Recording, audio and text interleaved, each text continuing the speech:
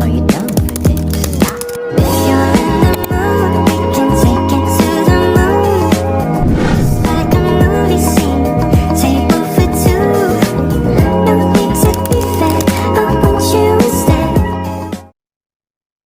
Assalamualaikum warahmatullahi wabarakatuh.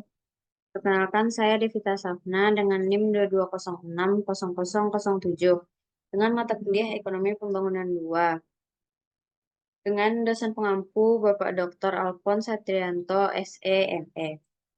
Baiklah, di sini saya akan menjelaskan tentang lingkungan dan pembangunan. Pembahasan hal-hal yang akan menjadi bahasan utama pada materi ini adalah yang pertama, lingkungan dan pembangunan, yang kedua, pembangunan daerah pedesaan dan lingkungan, yang ketiga, pemanasan global dan perubahan iklim, dan yang keempat, model ekonomi dari permasalahan lingkungan. Yang kelima, pembangunan perkotaan dan lingkungan, dan pembahasan yang keenam, biaya lokal dan global akibat kerusakan hutan hujan. Selanjutnya, yaitu pilihan kebijakan bagi negara maju dan negara-negara berkembang. Baiklah, pembahasan yang pertama yaitu lingkungan dan pembangunan. Yang A, ekonomi dan lingkungan. Kehidupan dari setengah lebih jumlah penduduk yang aktif secara ekonomi di negara-negara berkembang sangat bergantung pada lingkungan melalui kegiatan pertanian seperti halnya pemeliharaan ternak, perikanan, kehutanan, dan pengumpulan bahan makanan. Poin ini saja menggarisbawahi pentingnya Millennium Development Goals ketujuh untuk menjaga kelestarian lingkungan hidup. Kualitas lingkungan memengaruhi dan dipengaruhi oleh pembangunan ekonomi. Dalam tahun-tahun terakhir ini, para ekonom semakin menyadari betapa pentingnya dampak dari berbagai persoalan lingkungan hidup terhadap keberhasilan upaya pembangunan. Jelas bahwa kegagalan pasar klasik telah menyebabkan terlalu banyak kerusakan lingkungan. Kita sekarang juga telah memahami bahwa interaksi antara kemiskinan dan kerusakan lingkungan dapat menyebabkan proses yang terus berlanjut di mana, akibat minimnya kesadaran atau kebutuhan ekonomi, masyarakat mungkin merusak atau menghabiskan sumber daya yang mereka butuhkan untuk bertahan hidup. Meningkatnya tekanan pada sumber daya lingkungan di negara-negara berkembang dapat mengakibatkan konsekuensi pada kemandirian, distribusi pendapatan, dan potensi pertumbuhan di masa depan. Kerusakan atau degradasi lingkungan juga dapat menurunkan laju pembangunan ekonomi dengan beban biaya tinggi yang ditanggung negara berkembang melalui biaya yang terkait dengan kesehatan dan berkurangnya produktivitas sumber daya. 20% penduduk dunia termiskin dari kalangan miskin perkotaan dan pedesaan akan mengalami konsekuensi paling akut dari kerusakan lingkungan. Kerusakan lingkungan hidup yang parah akibat tekanan penduduk pada lahan marginal telah menurunkan tingkat produktivitas pertanian dan produksi pangan per kapita. Karena pembudidayaan lahan marginal kebanyakan dilakukan oleh kalangan berpendapatan rendah. Kerugian terparah diderita oleh mereka yang paling tidak mampu. Demikian pula, tidak adanya akses sanitasi dan air bersih sangat berdampak pada kalangan miskin dan diyakini sebagai salah satu penyebab utama penyakit infeksi di seluruh dunia. Karena pemecahan atas masalah ini dan berbagai masalah lingkungan lainnya melibatkan upaya untuk meningkatkan produktivitas sumber daya serta kondisi hidup orang miskin. Maka pencapaian pertumbuhan berkelanjutan yang ramah lingkungan sejalan dengan definisi pembangunan ekonomi kita. Meski biaya lingkungan yang ditimbulkan berbagai kegiatan ekonomi masih diperdebatkan, para ekonom pembangunan sepakat bahwa pertimbangan lingkungan harus menjadi bagian integral dari setiap inisiatif kebijakan. Pengecualian biaya lingkungan dari perhitungan GNI merupakan faktor utama dari tidak adanya perhatian lingkungan dari ekonomi pembangunan selama ini. Kerusakan tanah, sumber-sumber air, dan hutan yang berasal dari metode produksi yang tidak ramah lingkungan dapat mengurangi produktivitas nasional dalam jangka panjang, tetapi mungkin akan berdampak positif pada angka GNI saat ini. Oleh karena itu, sangat penting untuk memperhitungkan dampak jangka panjang dari kualitas lingkungan dalam analisis ekonomi. Cepatnya laju pertumbuhan penduduk dan perkembangan kegiatan ekonomi di negara-negara berkembang cenderung mengakibatkan kerusakan lingkungan yang luas, kecuali langkah-langkah nyata dilakukan untuk memitigasi konsekuensi negatifnya. Kebutuhan konsumsi penduduk yang makin meningkat di negara berkembang mungkin juga memiliki dampak global. Ada banyak kekhawatiran bahwa kerusakan hutan dunia yang tersisa, yang terkonsentrasi di negara-negara berkembang dengan utang yang besar di Afrika dan juga di negara-negara seperti Indonesia, Brazil, Peru, dan Filipina, akan sangat berkontribusi pada perubahan iklim yang diakibatkan oleh pemanasan global atau global warming melalui efek rumah kaca.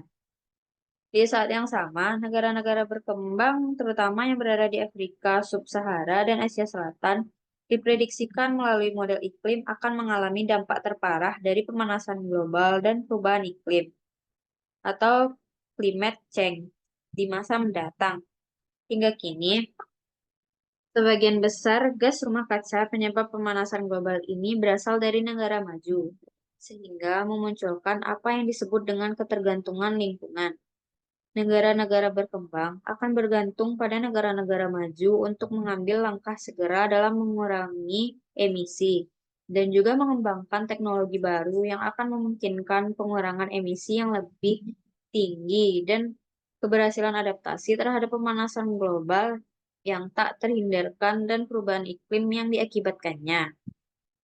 Akan tetapi, negara berkembang, terutama Cina saat ini, juga harus mengurangi emisi jauh di bawah perkiraan sekarang. Atau pengurangan emisi di negara-negara maju hanya akan menunda bencana iklim yang mungkin terjadi. Selanjutnya pada bab ini, kita membahas tentang penyebab dan konsekuensi ekonomi dari krisis lingkungan dan mengeksplorasi potensi solusi atas siklus kemiskinan dan degradasi sumber daya alam. Kita akan memulai dengan suatu survei terhadap permasalahan mendasar, antara lain pembahasan mengenai pembangunan berkelanjutan dan keterkaitan antara jumlah penduduk, kemiskinan, pertumbuhan ekonomi, pembangunan pedesaan, urbanisasi, dan lingkungan di negara berkembang. Berikutnya, kita akan melihat penerapan model ekonomi tradisional terhadap lingkungan, menggambarkan beberapa situasi lingkungan tipikal, dan memberikan data-data yang relevan. Kita kemudian akan memperluas cakupan pembahasan kita untuk mengamati lingkungan global dan mengeksplorasi kebijakan untuk mencapai pembangunan berkelanjutan di seluruh dunia. Studi kasus komparatif di bagian akhir bab mengenai Haiti dan Republik Dominika. Dua negara yang berbagi satu pulau membahas tentang peran lingkungan sebagai salah satu dimensi dari dua hasil pembangunan yang sangat berbeda. 8 permasalahan mendasar mendefinisikan lingkungan pembangunan. Banyak yang muncul dari pembahasan pada bab sebelumnya. Pertama adalah mengenai konsep pembangunan berkelanjutan, lainnya melibatkan keterkaitan antara lingkungan, jumlah penduduk, dan sumber daya, kemiskinan, pertumbuhan ekonomi, pembangunan pedesaan, urbanisasi, perekonomian global, dan sifat beserta kecepatan perubahan iklim akibat gas rumah kaca. Kita akan membahas masing-masing isu secara singkat. Dan yang B yaitu pembangunan berkelanjutan dan akuntansi lingkungan. Istilah keberlanjutan mencerminkan pentingnya keseimbangan antara pertumbuhan ekonomi dan pelestarian lingkungan. Meskipun terdapat banyak definisi, keberlanjutan biasanya merujuk pada pemenuhan kebutuhan generasi sekarang tanpa mengorbankan kebutuhan generasi mendatang. Dalam definisinya yang klasik, jalur pembangunan bersifat berkelanjutan. Jika dan hanya jika stok dari keseluruhan aset modal tetap konstan atau meningkat seiring berjalannya waktu. Tapi terkait dengan hal ini, sumber daya alam dan bentuk modal lain dapat disubstitusikan hanya pada skala terbatas dan pada tingkat yang terbatas pula. Justru setelah lingkungan telah terdegradasi sedemikian rupa, Sumber daya alam dan bentuk modal lain cenderung bersifat komplementer. Modal yang diproduksi biasanya tidak produktif tanpa adanya ketersediaan layanan lingkungan minimum. Meskipun perbaikan teknologi masa depan dapat dibayangkan, tidak ada jaminan bahwa perbaikan tersebut bisa muncul. Pesan implisit dari pernyataan ini adalah fakta bahwa pertumbuhan masa depan dan kualitas hidup secara keseluruhan sangat bergantung pada kualitas lingkungan. Basis sumber daya alam suatu negara dan kualitas udara, air, dan tanahnya mencerminkan warisan bersama bagi seluruh generasi. Dengan menghancurkan anugerah tersebut dalam mengejar sasaran ekonomi jangka pendek akan mengancam generasi sekarang dan terutama generasi mendatang. Oleh karena itu, penting bagi para pembuat kebijakan pembangunan untuk memasukkan beberapa bentuk akuntansi lingkungan ke dalam keputusan mereka. Sebagai contoh, pelestarian atau hilangnya sumber daya alam berharga sebaiknya dimasukkan ke dalam perkiraan pertumbuhan ekonomi dan kesejahteraan manusia. Alternatif lainnya, pembuat kebijakan dapat menetapkan sasaran seperti tidak adanya kerugian neto dari aset lingkungan yang dimiliki. Dengan kata lain, apabila suatu sumber daya lingkungan menjadi rusak atau langka di suatu wilayah, sumber daya dengan nilai yang sama atau lebih harus diregenerasikan di tempat lain. Aset modal keseluruhan mencakup bukan hanya modal yang diproduksi atau mesin, pabrik, jalan, tapi juga modal manusia seperti pengetahuan, pengalaman, keterampilan, dan modal lingkungan atau hutan, kualitas tanah, tanah penggembalaan.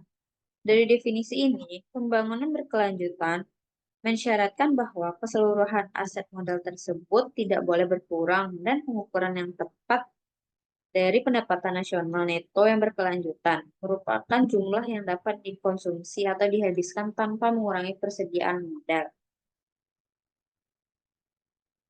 Selanjutnya, poin yang ketiga yaitu penduduk, sumber daya, dan lingkungan.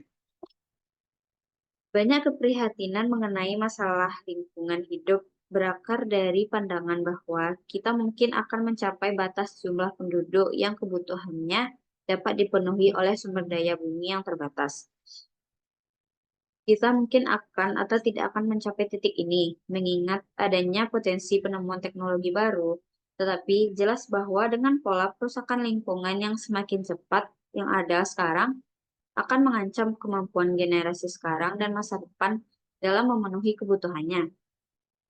Penurunan laju pertumbuhan penduduk akan membantu meredakan intensifikasi berbagai persoalan lingkungan.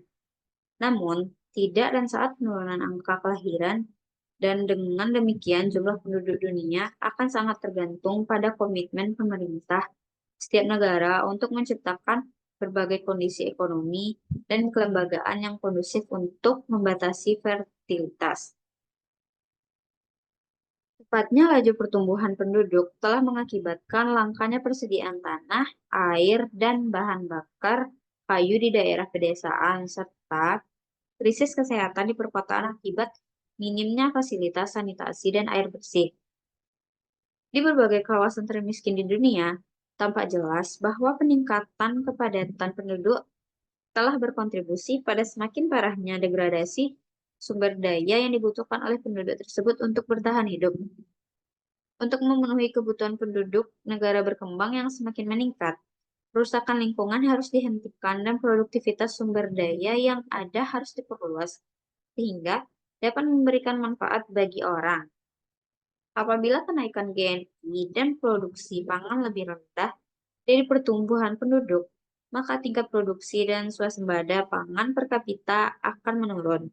Ironisnya, keberadaan kemiskinan sepertinya akan melestarikan tingkat kesuburan yang tinggi. Karena, seperti yang telah kita bahas di bab 6, kalangan miskin seringkali bergantung pada ukuran keluarga yang besar atau memiliki banyak anak untuk bertahan hidup. Selanjutnya, poin yang D, kemiskinan dan lingkungan hidup. Kalangan miskin biasanya menjadi korban utama dari kerusakan lingkungan. Mereka lebih menderita akibat kerusakan lingkungan karena seringkali harus tinggal di wilayah yang terdegradasi yang lebih murah karena kalangan kaya menghindari wilayah tersebut. Terlebih lagi, mereka yang hidup dalam kemiskinan tidak memiliki banyak pengaruh politis untuk mengurangi polusi di wilayah tempat tinggal mereka, dan tinggal di wilayah berpolusi yang kurang produktif, merampas peluang mereka untuk keluar dari kemiskinan. Tapi dalam beberapa kasus, mereka juga menjadi pelakunya, biasanya akibat dari kendala kemiskinan yang dialami. Dan sekali lagi, seringkali tingkat fertilitas yang tinggi disalahkan sebagai faktor penyebab kemiskinan itu sendiri. Di Cina misalnya, padatan penduduk per akre lahan subur 2 kali lipat dari India, namun produktivitas lahannya juga 2 kali lebih tinggi. Meski jelas bahwa kerusakan lingkungan dan tingkat fertilitas yang tinggi berjalan beriringan. Keduanya berasal dari faktor ketiga, yakni kemiskinan absolut. Agar kebijakan lingkungan berhasil diimplementasikan di negara berkembang, pemerintah negara berkembang harus menangani masalah seperti petani yang tidak memiliki lahan, kemiskinan, dan kurangnya akses terhadap sumber daya kelembagaan. Tidak terjaminnya hak penggarapan lahan, kekurangan kredit dan input, serta ketiadaan informasi seringkali mencegah kalangan miskin untuk membuat investasi yang menambah nilai sumber daya yang akan membantu melestarikan aset lingkungan yang menjadi tumpuan hidup mereka. Oleh karena itu, pencegahan degradasi lingkungan harus memasukkan penyediaan dukungan kelembagaan bagi kalangan miskin sebagai komponen kunci, alih-alih hanya melakukan upaya pencegahan proses perusakan yang tampak tak terhindarkan. Atas alasan ini, banyak sasaran dari agenda lingkungan internasional sejalan dengan 3 sasaran pembangunan yang dipaparkan dalam bab 1. Selanjutnya yaitu yang pertumbuhan versus lingkungan.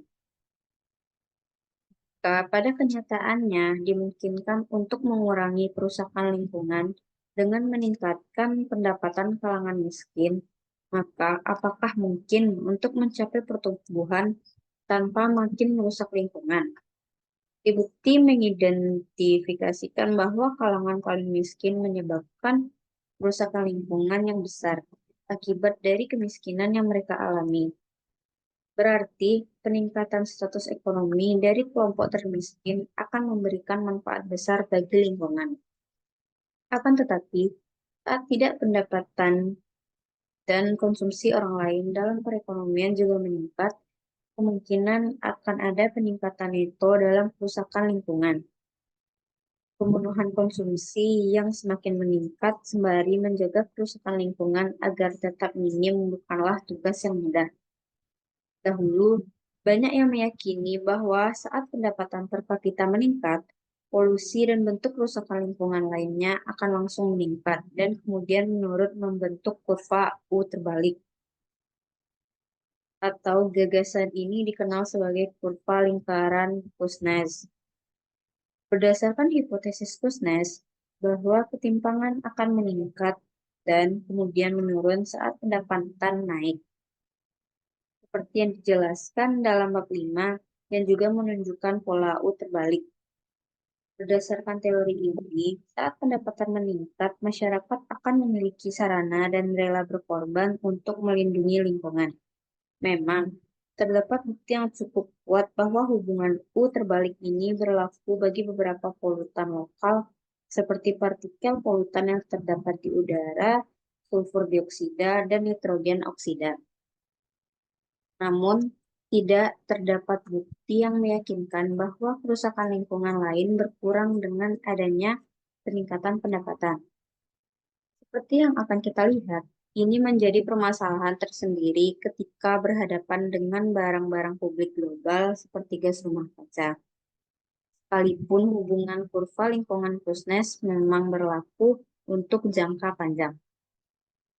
Beberapa bentuk kerusakan lingkungan seperti hilangnya keragaman hayati tidak akan mungkin dikembalikan. kebijakan internasional aktif akan diperlukan. Tumbuhan hijau, sebagian melibatkan emisi gas rumah kaca yang lebih rendah, menjadi inisiatif kebijakan utama di banyak negara. Sebagai contoh, Korea Selatan baru-baru ini mendasarkan strategi pembangunannya pada pendekatan ini. Bagian besar dari stimulus anggaran setelah krisis keuangan 2008 diinvestasikan untuk mencapai ekonomi yang ramah lingkungan. Poin selanjutnya yaitu pembangunan pedesaan dan lingkungan. Untuk memenuhi kebutuhan pangan yang makin meningkat dari pesatnya laju pertumbuhan penduduk, diperkirakan bahwa produksi pangan di negara-negara berkembang akan meningkat setidaknya 50% untuk 3 dasawarsa ke depan. Karena lahan di berbagai wilayah negara berkembang mengalami eksploitasi berlebihan oleh penduduk, pemenuhan sasaran output tersebut akan membutuhkan perubahan radikal dalam hal distribusi, penggunaan, dan kuantitas sumber daya yang tersedia bagi sektor pertanian. Dan karena perempuan seringkali menjadi pemeliharaan sumber daya desa seperti hutan dan persediaan air, serta memberikan pasokan tenaga kerja bagi sektor pertanian.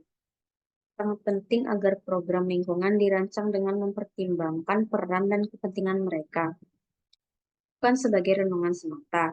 Selain itu, upaya pengentasan kemiskinan harus menyasar status ekonomi perempuan, terutama demi mengurangi ketergantungan mereka pada metode produksi yang dapat merusak lingkungan. Meningkatnya aksesibilitas input pertanian bagi petani kecil dan pengenalan kembali metode pertanian yang berkelanjutan akan menciptakan alternatif menarik bagi pola penggunaan sumber daya sekarang yang merusak lingkungan. Investasi yang menambah nilai lahan dapat meningkatkan produksi dari lahan garapan dan menjamin swasembada pangan di masa depan. Poin selanjutnya yaitu yang G, pembangunan perkotaan dan lingkungan. Bab 7 menunjukkan bahwa laju pertumbuhan penduduk yang pesat dibarengi dengan migrasi desa kota yang tinggi menyebabkan tingkat pertumbuhan penduduk kota yang tidak terduga. Terkadang hingga 2 kali lipat pertumbuhan penduduk nasional. Konsekuensinya, hanya segelintir pemerintah yang siap menghadapi permasalahan ketersediaan air dan sarana kebersihan kota yang semakin parah. Nah, kondisi lingkungan mengakibatkan semakin banyak penduduk yang terpapar bahaya kesehatan ekstrim. Kondisi ini mempercepat kehancuran infrastruktur kota yang ada dan menciptakan situasi yang tepat bagi epidemi dan krisis kesehatan nasional. Permasalahan ini diperparah oleh fakta bahwa dalam undang-undang yang ada, sebagian besar perumahan kota berstatus ilegal. Hal ini menjadikan investasi perumahan swasta berisiko dan membuat banyak penduduk kota tidak memenuhi syarat untuk mendapatkan layanan pemerintah. Penumpukan emisi kendaraan dan industri dan sistem ventilasi tungku rumah yang kurang layak juga menambah biaya lingkungan yang sangat tinggi akibat kepadatan kota. Hilangnya produktivitas akibat penyakit, kontaminasi sumber air kota, dan hancurnya infrastruktur, serta juga meningkatkan biaya bahan bakar karena masyarakat harus menebus air yang kurang bersih. Hanyalah sebagian kecil biaya yang terkait dengan kondisi perkotaan yang buruk. Penelitian menunjukkan bahwa lingkungan perkotaan memburuk dalam laju yang lebih cepat ketimbang peningkatan jumlah penduduk kota, yang mengakibatkan biaya lingkungan marginal dari tambahan jumlah penduduk meningkat seiring waktu. Akan tetapi, pada tingkat pendapatan tertentu, jumlah karbon yang dihasilkan seorang penduduk kota cenderung lebih rendah ketimbang penduduk pinggiran kota atau desa. Pentingnya perlindungan lingkungan kota dan juga desa juga diakui dalam Millennium Development Goals ke-7. Selanjutnya yaitu yang hal lingkungan global dan perekonomian. Saat jumlah penduduk dunia tumbuh dan pendapatan meningkat, kerusakan lingkungan global neto cenderung memburuk. Beberapa bentuk pengorbanan harus dilakukan untuk mencapai pembangunan dunia yang berkelanjutan. Dengan menggunakan sumber daya secara lebih efisien, sejumlah perubahan lingkungan akan memberikan penghematan ekonomi, dan perubahan lainnya akan tercapai dengan biaya yang relatif kecil. Namun, karena banyak perubahan mendasar membutuhkan investasi besar dalam teknologi peredam polusi dan pengelolaan sumber daya, trade-off signifikan antara output dan perbaikan lingkungan terkadang harus dilakukan. Semakin miskin suatu negara, semakin sulit negara tersebut menyerap biaya-biaya ini. Tapi sejumlah permasalahan termasuk keragaman hayati, kerusakan hutan hujan, dan pertumbuhan penduduk akan memusatkan perhatian dunia internasional pada negara-negara paling miskin secara ekonomi. Dengan absennya bantuan penting bagi negara-negara berpendapatan rendah, upaya pelestarian lingkungan harus didanai dengan mengorbankan program sosial lain seperti pendidikan, layanan kesehatan, dan penyediaan lapangan kerja, yang sebenarnya juga memiliki dampak penting bagi pelestarian lingkungan global. Sebagian besar dari kehancuran lingkungan kumulatif hingga saat ini disebabkan oleh negara-negara maju. Akan tetapi, dengan tingkat fertilitas tinggi, peningkatan pendapatan rata-rata, dan peningkatan emisi gas rumah kaca di negara-negara berkembang, pola ini akan berbalik di tahun-tahun mendatang. China sekarang menjadi penghasil emisi gas rumah kaca terbesar di dunia, meski per kapita masih lebih rendah ketimbang kebanyakan negara-negara maju.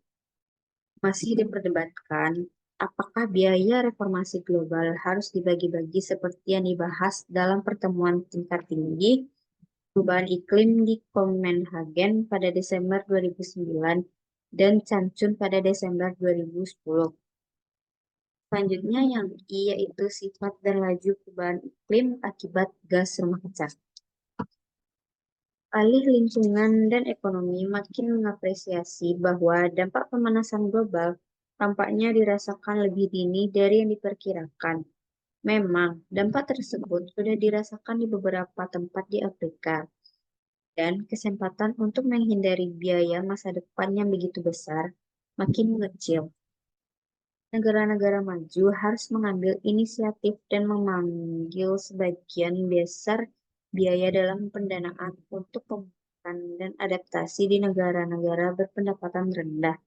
Tetapi negara-negara berkembang juga perlu memainkan peranan penting dalam membatasi pemanasan global untuk menjamin masa depan mereka sendiri. Kita akan membahas isu tersebut secara mendalam di bagian lain bab ini. Selanjutnya yaitu yang J, mata pencaharian berbasis sumber daya alam sebagai jalan keluar dari kemiskinan.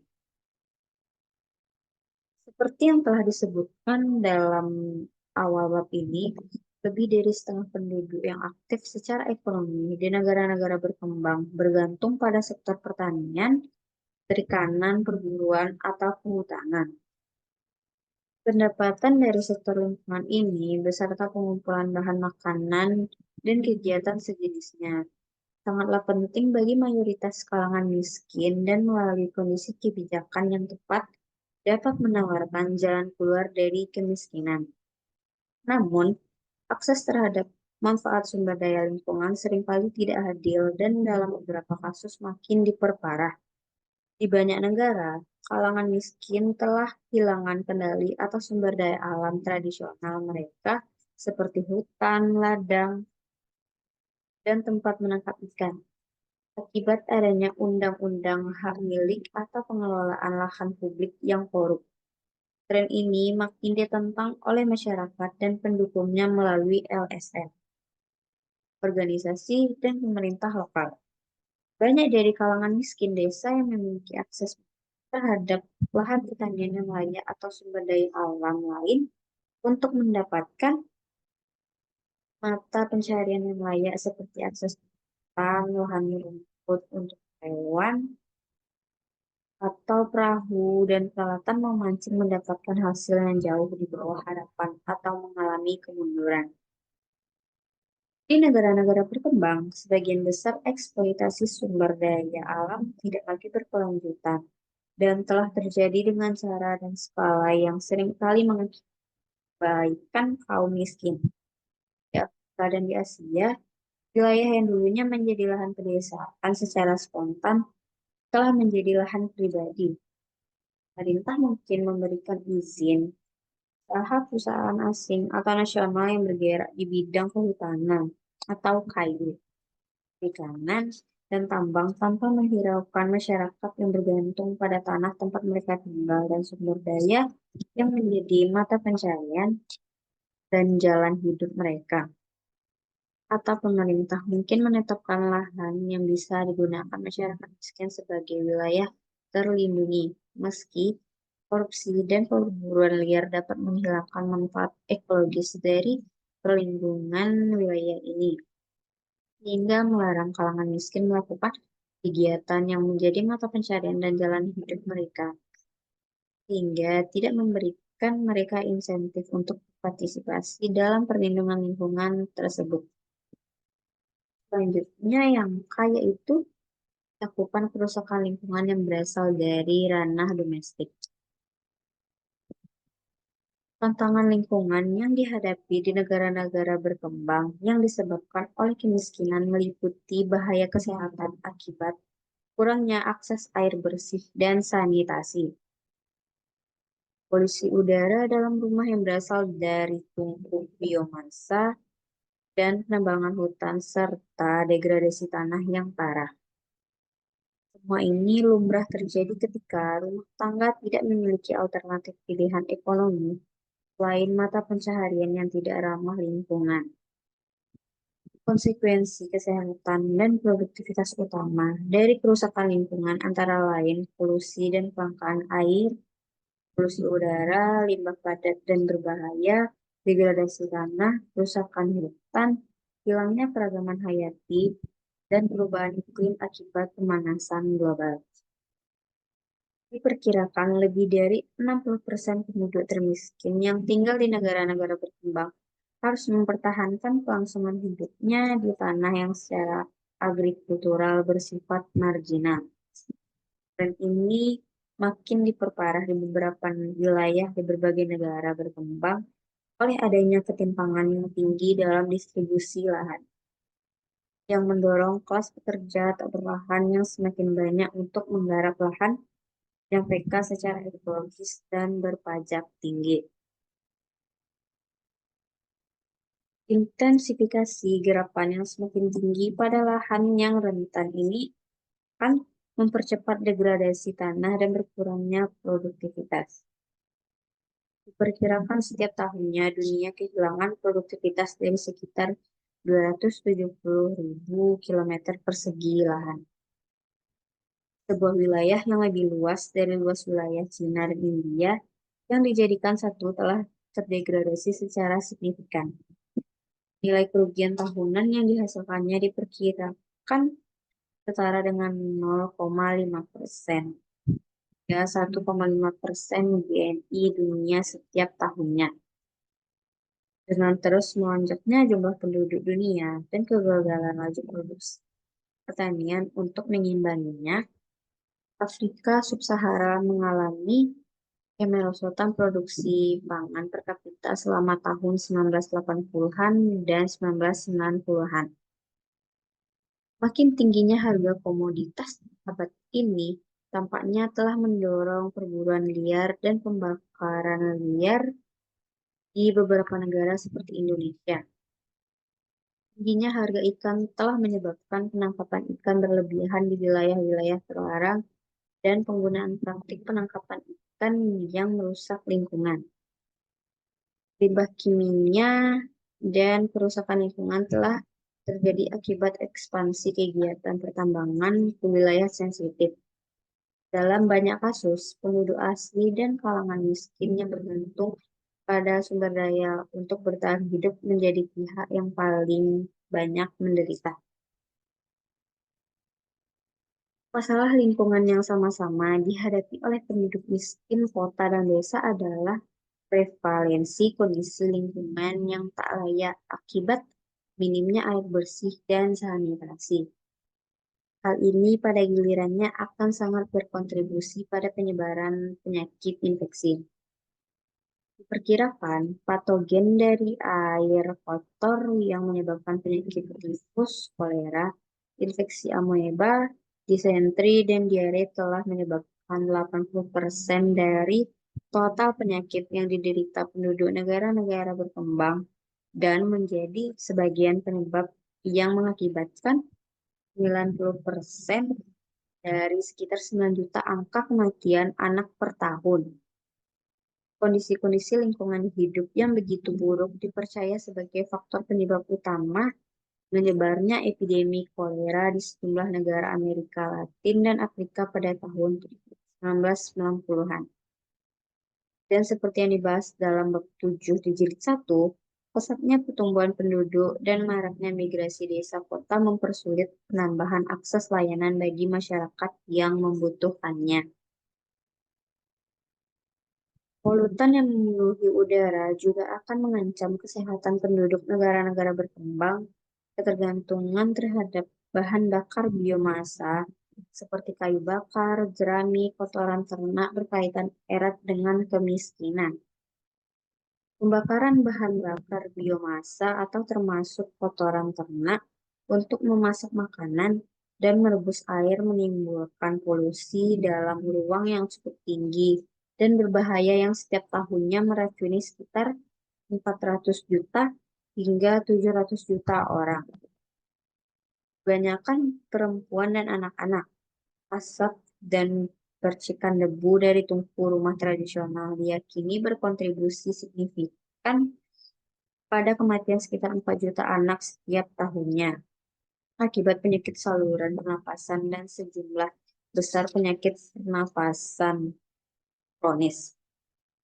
Di daerah perkotaan, sumber polusi lainnya memberikan ancaman serius terhadap kesehatan fisik. Menurut laporan World Health Organization, 1,3 miliar manusia hidup di daerah perkotaan dengan berbagai macam polutan udara pada tingkat yang membahayakan.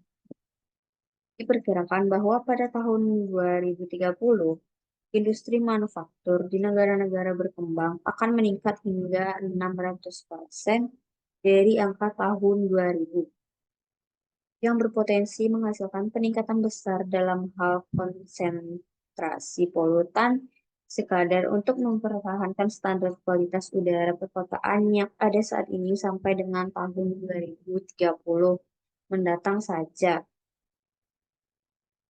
Tingkat rata-rata emisi dari berbagai industri dan pembangkit listrik di negara-negara berkembang harus diturunkan antara 90% sampai 95% per unit output. Baiklah, selanjutnya kita akan membahas tentang pembangunan daerah, pedesaan, dan lingkungan. Dan yang pertama yaitu ada desa di Afrika Sub-Sahara. Penduduk di desa Afrika yang berlokasi di wilayah semi-arid telah diperingatkan oleh para ahli internasional bahwa menebangi pohon-pohon yang tersisa dan menanami lahan marginal hanya akan memperparah kondisi mereka yang sudah sangat buruk. Nasihat itu bertentangan dengan prioritas utama dari masing-masing keluarga, yakni memenuhi kebutuhan dasar untuk bertahan hidup.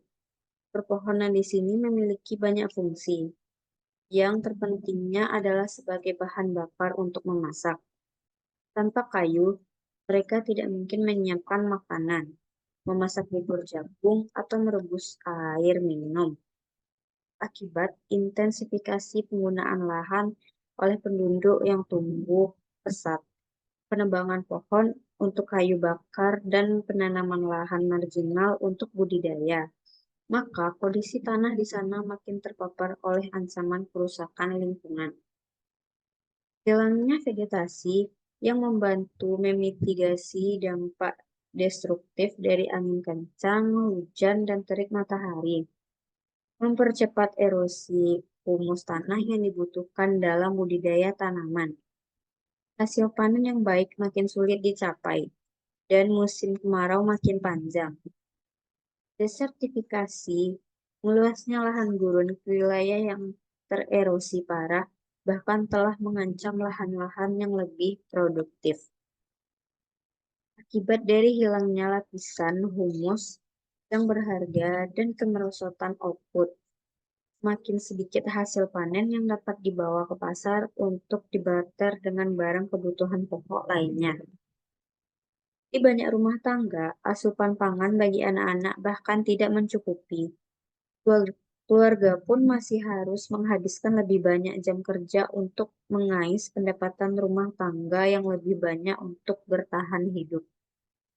Pekerjaan lain yang menghasilkan pendapatan sulit didapat, meski ada beberapa keluarga yang mendapatkan pendapatan tambahan dengan mengirimkan anggota keluarganya untuk bekerja di lahan pertanian lain yang lebih besar dan makmur.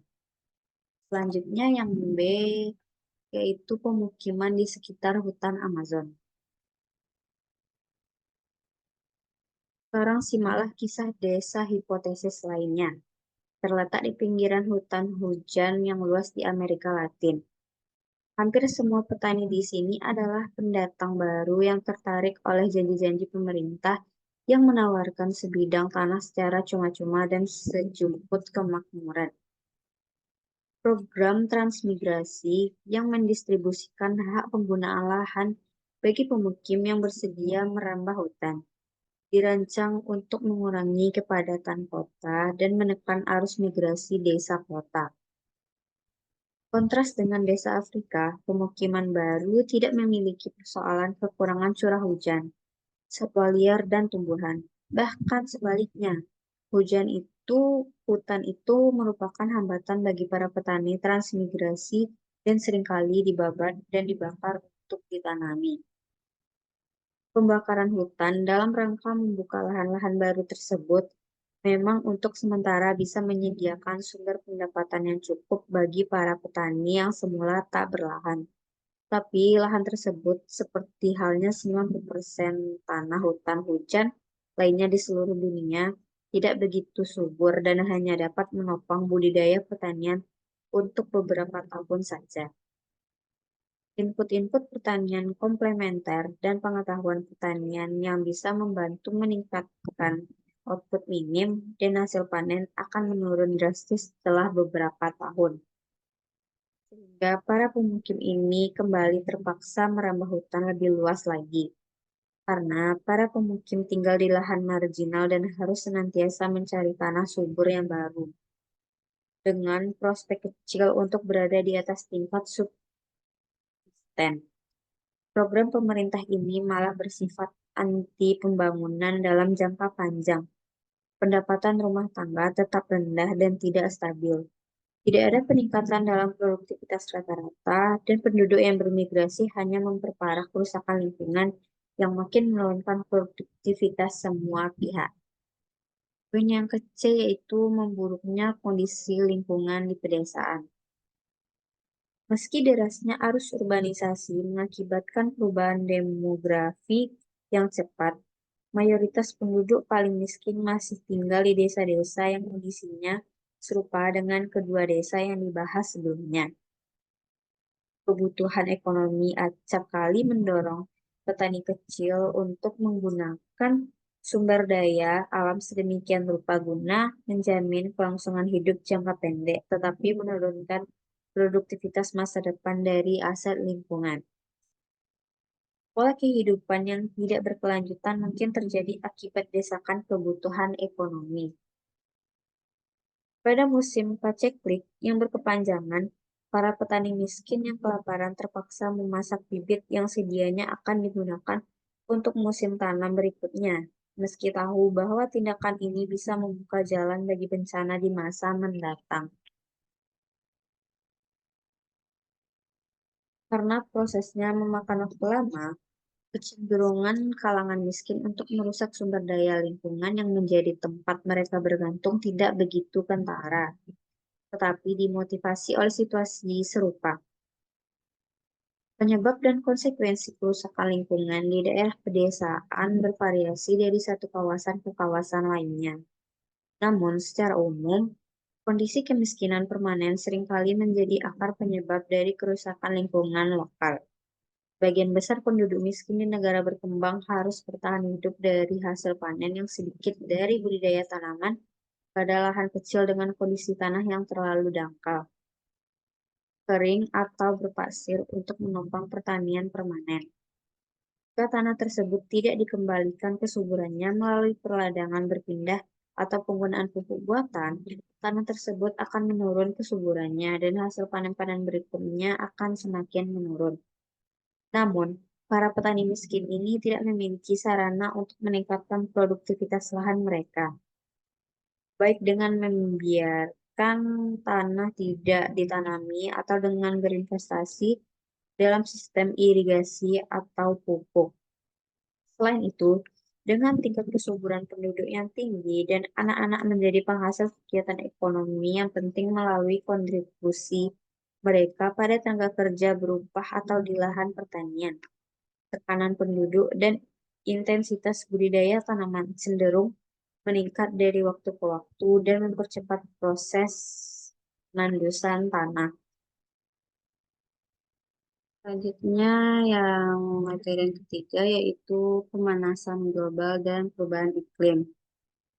Dari materi ini, ada yang pertama yaitu cakupan permasalahan, yang kedua mitigasi, dan yang ketiga adaptasi.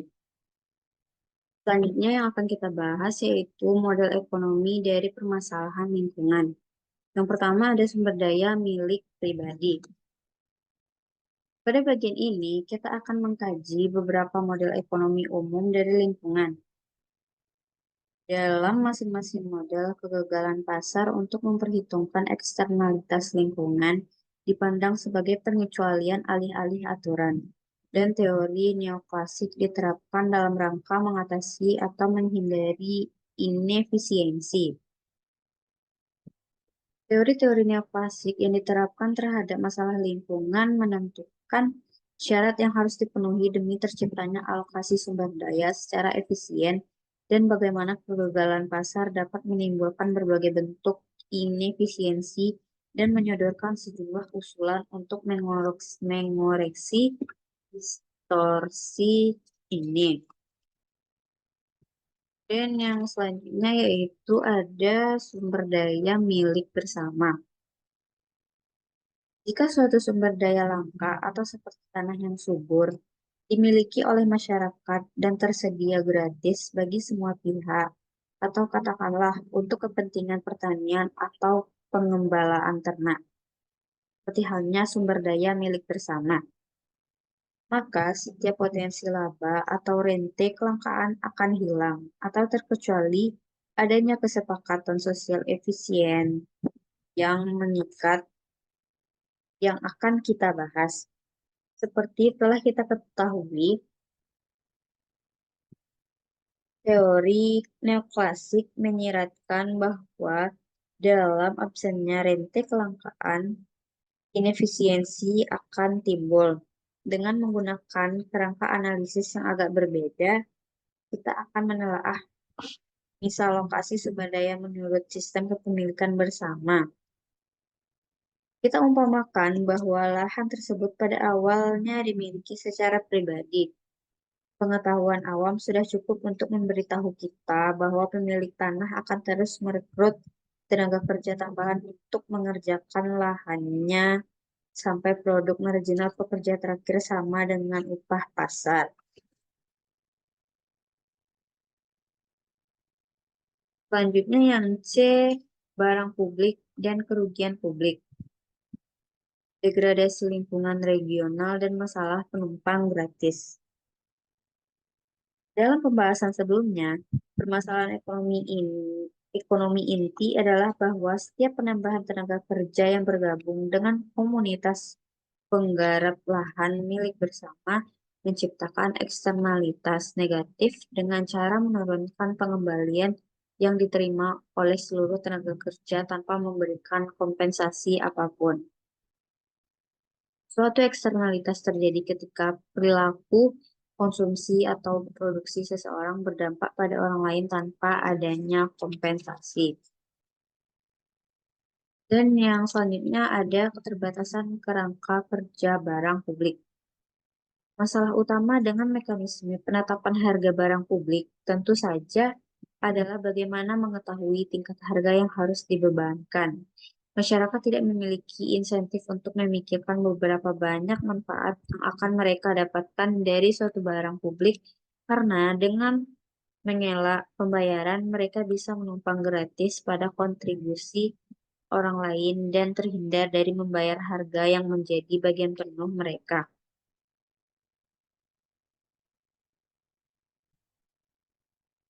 Baiklah, selanjutnya yaitu yang kelima, pembangunan perkotaan dan lingkungan. Poin yang A yaitu masalah lingkungan pada pemukiman kumuh perkotaan. Dalam beberapa hal, kehidupan sehari-hari penduduk miskin di permukiman kumuh perkotaan serupa dengan kehidupan penduduk miskin di daerah pedesaan. Keluarga harus bekerja dengan jam kerja panjang, pendapatan tidak menentu, dan trade-off yang sulit antara belanja gizi anak, perawatan, kesehatan, dan pendidikan. Meski secara rata-rata penduduk perkotaan memiliki pendapatan yang lebih tinggi, penduduk yang paling miskin seringkali memiliki risiko yang lebih besar terpapar kondisi lingkungan yang berbahaya. Dan selanjutnya yang itu poin yang B, industrialisasi dan pencemaran udara di perkotaan. Tahap-tahap awal urbanisasi dan industrialisasi di berbagai negara berkembang biasanya disertai dengan peningkatan pendapatan dan memburuknya kondisi lingkungan. Analisis lintas bagian di sejumlah negara pada tingkat pendapatan yang beragam mengungkapkan bahwa pencemaran di daerah perkotaan pada awalnya cenderung muncul bersamaan dengan meningkatnya tingkat pendapatan dan kemudian menurun. Yang telah kita bahas sebelumnya, efek ini dikenal dengan kurva lingkungan Kuznets. Menurut Bank Dunia, tingkat polusi bahkan bagi kuartil terburuk kota-kota berpendapatan tinggi masih lebih baik ketimbang kuartil terbaik kota-kota berpendapatan rendah. Memang, dengan pendapatan yang lebih tinggi akan lebih mudah mendapatkan teknologi bersih yang mahal. Namun tren ini bukannya tak terhindarkan. Kualitas udara terkait erat dengan jangkauan peraturan pemerintah, baik di negara-negara berpendapatan tinggi maupun rendah. Terlebih lagi, sebagian sumber daya lingkungan mungkin hilang dan tak bisa tergantikan, terkecuali langkah-langkah antisipasi segera diambil. Dan yang poin yang kecil yaitu masalah-masalah penumpukan air bersih dan sanitasi. Sama seriusnya dengan ancaman peningkatan kadar polusi dari emisi industri terhadap kesehatan penduduk kota di negara-negara berkembang. Dua faktor lingkungan yang paling penting yang berdampak pada kesehatan kalangan miskin kota adalah minimnya akses air bersih dan kurangnya sanitasi. Selanjutnya yang keenam yaitu biaya lokal dan global akibat perusakan hutan hujan. Selanjutnya yang ketujuh, pilihan kebijakan bagi negara-negara maju dan negara-negara berkembang.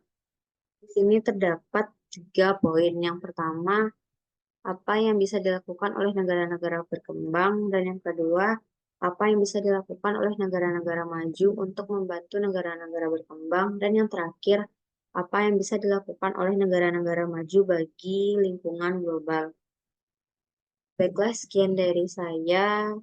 Maaf kalau ada kata-kata saya yang salah. Assalamualaikum warahmatullahi wabarakatuh.